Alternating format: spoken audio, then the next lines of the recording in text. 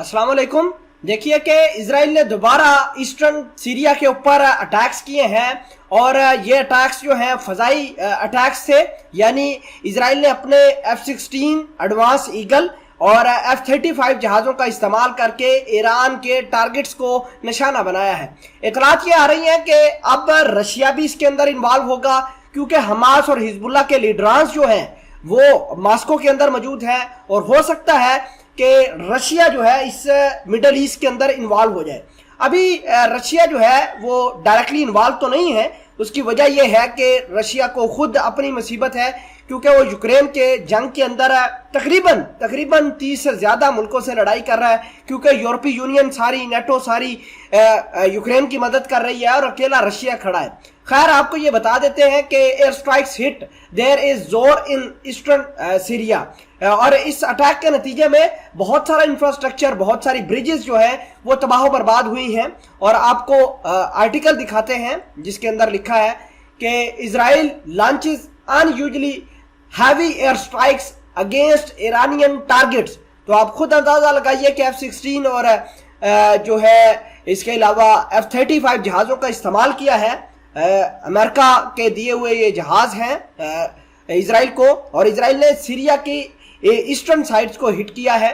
और आपको बता दें कि ये ईस्टर्न साइड जो है ये ज़्यादातर ईरान के हमायत याफ्ता जंगजुओं के पास या सीरियन जो सोल्जर्स हैं उनका कंट्रोल है, या फिर रशिया ने यहाँ पर अपनी बेसिस बनाकर या तो खुद काम कर रहा है और या फिर ये ईरान को फैसिलिटेट कर रहा है, सीरियन गवर्नमेंट को फैसिलिटेट कर रहा है, बशर अल असद की गवर्नमेंट को फैसिलिटेट कर रहा है। आपको यह भी बता दें कि जो रशिया का S-400 मिसाइल सिस्टम है वो भी ईस्टर्न साइड के ऊपर ही तैनात है। और लेकिन इजरायली भी बड़े चालाक हैं, वो डायरेक्ट जो है रशियन इंटरेस्ट को नुकसान नहीं पहुंचाते। उसकी वजह यह है कि उनको पता है कि अगर हम रशिया के साथ इस तरीके से लड़ाई कर गए तो मामला ज्यादा खराब होंगे, ज्यादा भयानक हो जाएंगे। खैर, ये मामला काफी भयानक होने जा रहे हैं, क्योंकि 27 अप्रैल को ये अटैक्स का जो पूरी एक सीरीज थी वो शुरू हुई। Syrian air defence repel Israeli aggression over Damascus. 27 April जो कि पिछले माह की 27 तारीख को इजराइल ने 4 अटैक्स किए थे दमिश्क के ऊपर, जिसके नतीजे में 9 सोल्जर्स जो थे वो सीरियन गवर्नमेंट के जहां भाग हुए, जबकि 5 ईरान के आला कुद्स फोर्स के कमांडर भी मारे गए थे। उसके बाद ये खबरें आना शुरू हुई कि ईरान भी अटैक्स करेगा, ईरान जो है इसका बदला जरूर लेगा। नाजरीन ग्रामी, आपको इस बात का अंदाजा लग जाएगा कि ईरान ने इन अटैक्स को 28 अप्रैल को इन अटैक्स की मज़ामत की थी।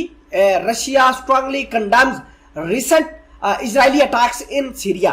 तो आप खुद अंदाजा लगाइए, क्योंकि ये मामला काफ़ी बहुत सारे कम्प्लेक्स होते हुए जा रहे हैं और ज़्यादातर उन जगहों को निशाना बनाया जा रहा है इजराइल की जानिब से जो रशियन इंटरेस्ट के अंडर आते हैं, जहां पर ईरान काम कर रहा है, जहां पर ईरान की वर्कशॉप्स हैं, ईरान के हथियारों के डिपो हैं, गोदाम हैं, उनको निशाना बनाया जा रहा है। और ये जो रिसेंट अटैक्स हुआ है इसके बारे में ज़्यादातर चीज़ें तो अभी डिस्क्लोज नहीं हुई कि कितना नुकसान हुआ है ईरान का। ईरान के टारगेट्स को निशाना तो बना दिया गया, कैजुअलिटीज कितनी हुई अलबत्ता ये बताया जा रहा है कि काफ़ी हैवी स्ट्राइक्स की गई हैं, क्योंकि इस आर्टिकल के अंदर लिखा है कि Israel launches unusually heavy air strikes against the Iranian targets. तो काफ़ी बड़ी मिकदार में निशाना या तबाही मची होगी।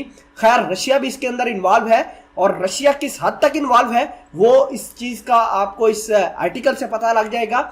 हमास के बहुत सारे लीडर हथियार लेने के लिए मॉस्को पहुंच गए हैं, और आइंदा आने वाले दिनों के अंदर जो इजराइल को निशाना बनाया जाएगा वो रशियन वेपन से होंगे, क्योंकि रशियन वेपन्स जो है वो हमास के लिए बहुत ही ज़्यादा क्रूशल होंगे।